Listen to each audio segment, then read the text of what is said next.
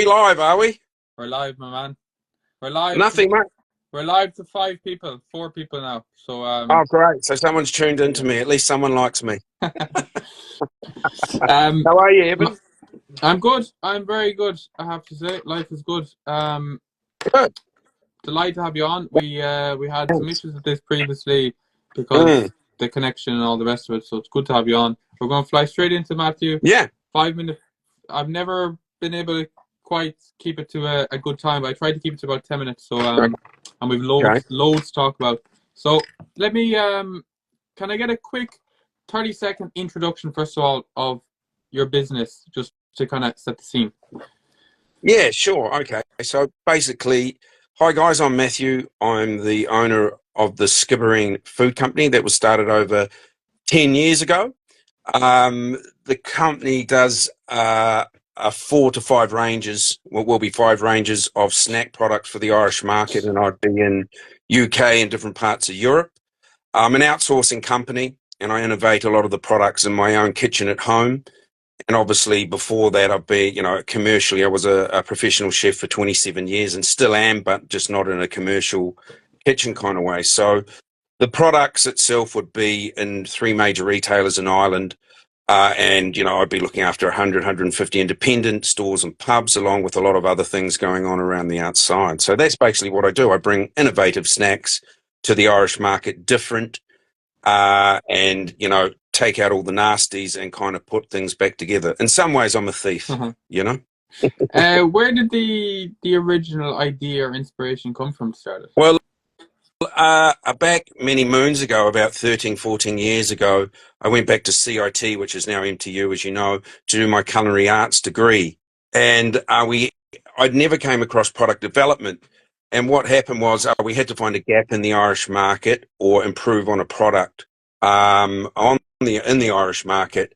And pork scratchings was always something that I never understood why they weren't here. But after doing a 180-page research paper on it, I understood why. And from there, with top marks, I represented the tourism and hospitality, shall we say, area, or shall we say section. They asked me to, and I won the Best Business Plan award on that way back. So that's what's the inspiration. And then there's a lot of other work leading up to getting the first, shall we say, product over to Ireland. Yeah. Can you talk to me about the kind of early stages, like you said there? Like, that's obviously anyone that started a business knows there's always loads of challenges. It's really difficult. What sort of, I suppose, bring me back to that time? What were the main roadblocks for you? Yeah, that is interesting, and even a lot of people don't ask me about this. When I do present, it's always about the good things, and they need to know about the mistakes and the bad times and the good that lead to the good times. Obviously, after I had the product and everything, I needed a manufacturer, and I didn't have one, and I spent a lot of money around Ireland trying to find a manufacturer to do the products that I wanted, which was under specification. And being raw and naive, I spent money traveling around Ireland talking to all these people, which they couldn't do it. The pork scratchers is a UK product. So I flew over to England and presented to 2 contract manufacturers in the UK, and one of them saw my passion, and that's how I took it on. So that was a big thing there. And then obviously you're starting off and you've got very little money. So when I had the manufacturer, I worked for 6 to 8, I think 8 months actually, 6 to 8 months, 6 to 7 days a week in chefing. I was freelancing and doing everything to get enough money to launch the product. And I was, around West Cork, I was working from O'Connor's restaurant to being to everywhere, and I got enough money to get everything, and I was slowly building the launch of the actual company. And I think March 2014 was the first pallet that came over, and it's not what the brand you see today, and it was 2 products in a white bag with a sticker. And I tested the market, but the market seemed to be quite good, because in a 9-month test market, which I gave, so I didn't put any film up front or anything. It was there. I just paid per packet due to the manufacturer. Explain that, Matthew. What do you mean by a 9-month test market? Okay, so the 9 months. So basically, you've got to know if this is going to work. So the pork scratchings hadn't really been on the market in Ireland. They were the product was different to what, just putting it into, just getting another pork scratching and putting it into the bag. This is a pork crackling product. Yeah. So the test market was, I got to give myself time, and it's really to see if people were going to take to this, and obviously take to this and resales. But 9 months, 40,000 bags proved to me there was a market here. I worked bloody hard. It took its toll as well on my health. But, that's what, in my opinion, this is what has to be done. So it was in the car going everywhere to Dublin. Would you take this on, give it a go, this, that, and the next? After I sold that, I needed distribution. And, a very funny story, meeting Jer from Manhattan Popcorn, cut him off in a petrol station. And he goes, "Are you the guy that's trying to ring me?" And then we went from about, 40, 50 stores to about 200 stores in 3 months by him giving me the leads and helping me. So, it's not it wasn't easy, but the rewards today have come through for my family. I didn't do this to say, "Look at me, I'm amazing. Look at me, I did this to have a better standard of life." Unfortunately, Evan, it's taken a lot longer than expected. You thought you'd be chatting to me now on a beach somewhere in Hawaii. I don't know. Everyone says that. The money or financially, becomes a byproduct. It's the innovation of food and growing. I mean, I picked up a new store yesterday. I was very happy yesterday. It's almost the game. It's not about the money will come through. You just got to keep going and don't give up. Yeah. What's the and I like that. That's very true. What's the maybe like more towards the earlier days? Like you said, meeting that guy there from Manhattan Popcorn. Well, like I'm sure you weren't. You didn't have all the answers, but what was it that allowed you to succeed? Was there like one element or characteristic that you had that you say, "You know what, that's why I've been able to get to where I got"? No, I suppose I just didn't give up. Right. I knew the products were going to be good, and I knew the Irish market were looking for something different. I know, and also as time went on, I had the right people around, and when the right people around. So I'm an outsourcing company, even though I tell them they're my team, my branding crowd, my web designer, all this. It's been 10 years, and I don't change anything. And I had some wrong people in, working for me, or I was outsourcing, and they weren't the right people. Yeah. So, and I was very lucky that I'm in West Cork and Skibbereen, where free advice was given to me by, if it was the local super value Fields, which I know very well, and I have good friends that are in business that would do that. So I would use 4 or 5 people when I'm stuck. These days, I don't really use them. I make decisions, but I just take longer to make them. But the early days is tough, and it is tough for any food producer. And I wouldn't get too wound up that how everyone says in 3 years you break even. That's not you break even in 4 years. That's not particularly right at all, because there's a lot of stuff that can go wrong, a lot of stuff that you have to reevaluate, and the business changes. In my view, every month it can do. Yeah. But it wasn't till about 4 years ago that I started realizing I was a bit of a busy fool. And the business model I have now is quite flawless, because the business is actually run by a cell phone and a laptop. I don't need anything. I can run it anywhere in the world, even though locally I still. Let me ask you about that, Matthew. I'm very interested. You mentioned there that it's an outsourced business, right? So obviously, you outsource the production in England, the factory produces it for you.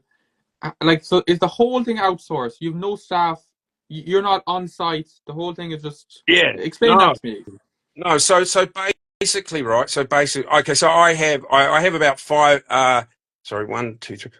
manufacturers now. I have one in Italy, one in Northern Ireland, one in England, and there'll be a new one in Sri Lanka, coming up really shortly. Basically, in England, I went over to see the product and, the first batch or whatever that gets made, especially with the Scratch My Pork range that's been out there. But I do it under specifications.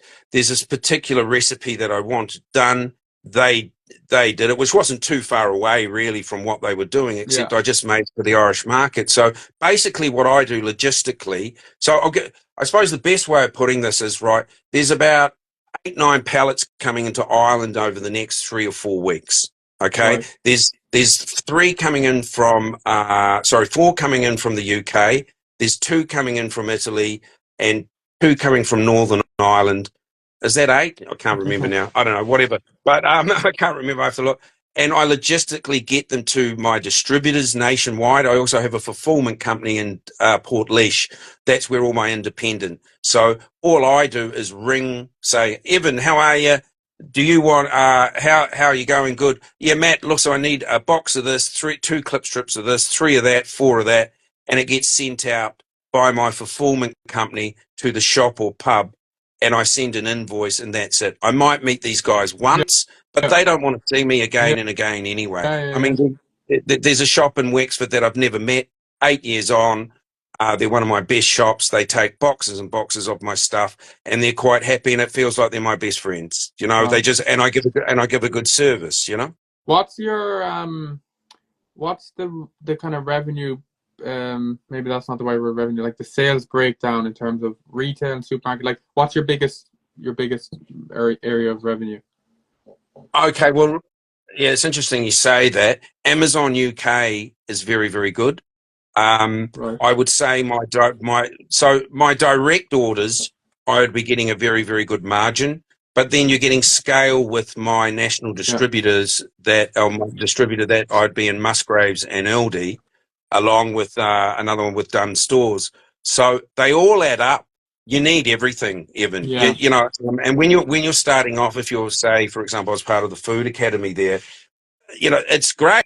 Yeah, great. But 100 stores isn't not going to make you survive. You need to work very hard. You need everything. You need Yeah. Amazon. You need online. You need online portals. You need even more. Maybe you need international. Unless you're a bread man or something like that, that's got a contract with Musgraves. It is getting harder and harder up there with the price rises that have come on board in the last year or two. As you know, Ireland's a very expensive place for food. Um, it's just becoming harder. The stores, you know, but this is where the direct orders are kind of working for me, where I'm offering them a very, very good Yeah. margin, actually 35 or 40%. And they're quite happy with that because, luckily enough, if you look on the systems that they have within the supermarkets, a lot of the products are offering 15, 20%, 25. So that's the way of kind of getting there. But that's where it comes down to your costing and everything. So if the national distributor does come on board, you don't need to put up the price. But look, like I said, it keeps changing. It was a tough year for a lot of us last year. I got hit with price rises late last year and I've just recuperated. But, welcome to business, Yeah. And 2 final ones, Matthew, and I'm Yeah. really enjoying this conversation. Yeah. I would be familiar, because it's my background in terms of the restaurant and hospitality industry, the challenges they've had in the last, post-COVID, and the margins are so low, and et cetera, We go, in terms of the difficulty of running a Yeah. restaurant. But in your space, a consumer product, or whatever, however you'd phrase that, a product, what would it, like? Is it an easier business model? Is there, is it very more difficult now post-COVID, or what's the lay of the land? If we're comparing it to, let's not get into hospitality because I'm still in with a lot of that. That'll take another hour. No, it's hard to get into the store. It's hard to get into the stores away from locally. They just won't take. Listings are finding harder to get, meaning listed by the big guys. But if you're saying it's easy, I don't think anything's easy. I think hospitality's on its knees. I think it's a shame. It's the industry I grew up in. But at the same time, I wouldn't be recommending, and I know Chad Byrne would kill me for saying this, I wouldn't recommend anyone getting into it in a rush. I think it's a long, it's different from when I started. I mean, I started back in New Zealand, for goodness sake. You know what I mean? And came to Ireland. I've been here 25, 26 years, and it's not the same place. And since COVID as well, retail's not the same either. And unfortunately, prices are still going to go up. They're not going to come back down, guys. And what I do, I know, the lines for the soup kitchens are getting longer. I don't agree, but there's one thing in for retail. We need to eat, and there are ways of saving money within the supermarket region and in hospitality. It's something I'm doing now, actually. Even I'm writing night courses for cooking. I've almost finished them, and I'm approaching. There's no one doing it around West Cork anyway.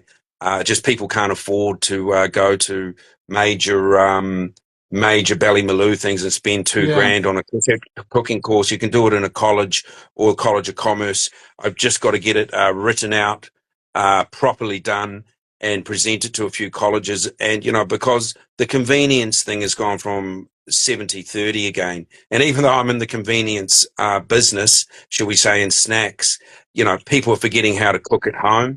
And we need to bring that back. Otherwise, we're going to have generations of people not even cooking in the home, let alone in restaurants, Is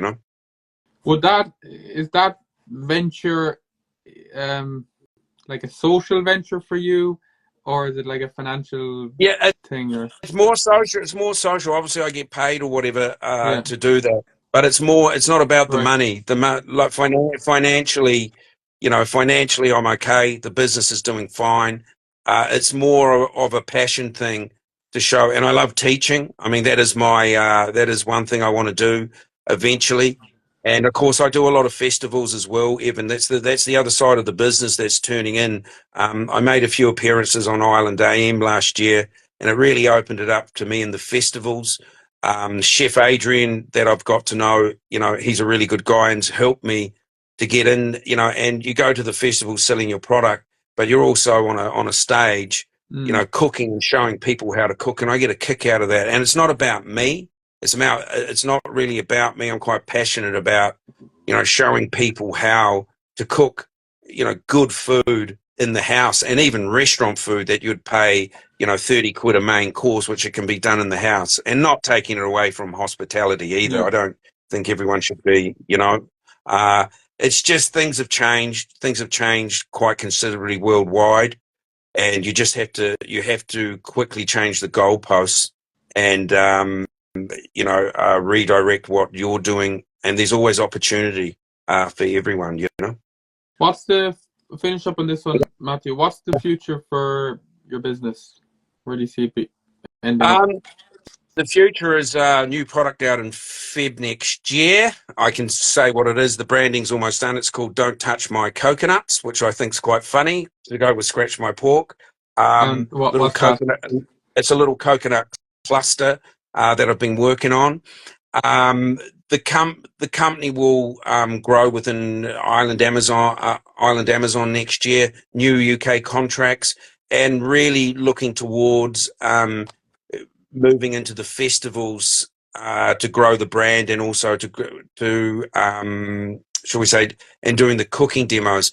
If you look at my social media, it's always been the chef behind the brand, and it's been a very, very good kind of thing. I have a YouTube channel that needs a lot of work, but the social media, I film, me and my daughter do a lot of filming in my kitchen at home. It's step by step, kind of, shall we say, recipes. And you go onto my website, grab the recipe, and you can follow the YouTube channel as well. So I've got a little following on that, and that's the emphasis as well, because there's two sides to the business. And just one other thing, I'm getting a lot of phone calls from the multiples now to do popcorn products and other things. I seem to be the outsourcing guy that can get these things done. So the company looks really, really good. The biggest problem with my company is me. Just sometimes I just don't know when to stop, and I need to take a break, mate. I'm like that. Yeah, that's kind of an entrepreneur thing, isn't it? You just keep going. Yeah, it's crazy. Matthew, we could you're full of knowledge. I could pick your brain all day. I had a kind of a structure to the interview, but I think I kind of just waned off it as I was kind of asking random questions. So That's all right. thanks a million. Appreciate it. It was No great to problem. connect with you. One thing, Evan, congratulations on your new business, and carry on with your social media, mate. There are people watching it, and your name seems to come up more than often as we're talking to similar circles. So well done on that, you know. Thank you, man. Appreciate it, Matthew, and we'll chat to you again.